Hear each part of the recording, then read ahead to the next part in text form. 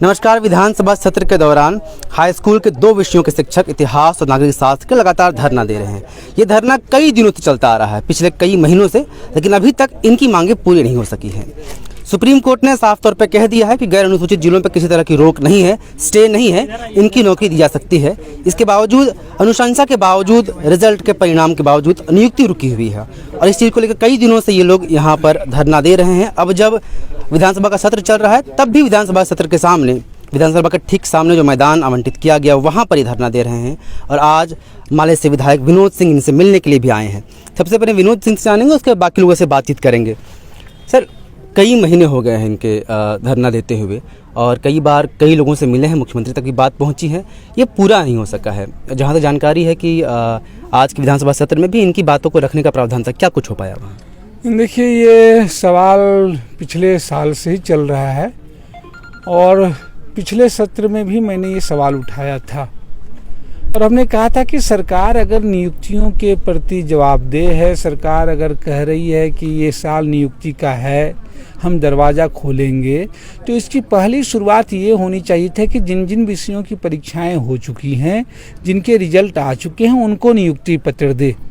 इतिहास, high school के इतिहास के छात्रों का ठीक ऐसा ही मामला है।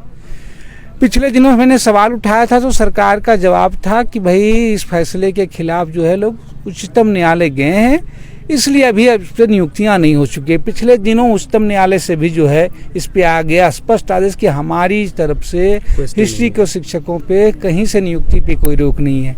आज मैंने पुनः सवाल किया, ये चौथे क्रम में था तारांकित प्रश्न में, तो सरकार ने लिखित जवाब में तो स्वीकार किया कि भाई इस पर कहीं से कोई रोक नहीं है। तब मैंने पूछा कि भाई तो फिर क्यों नहीं आप दे रहे हैं, तो उन्होंने कहा कि समीक्षा कर रहे हैं। तो समीक्षा एक ऐसे गोल मटोल समीक्षा है कि आप देना चाहें तो दें और न देना चाहें तो न, लेकिन आज उस पर शायद और सार्थक बात होती। लेकिन आप देखें कि जो पूरा प्रश्न काल रहा वो पूरी तरीके से बाधित हो गया।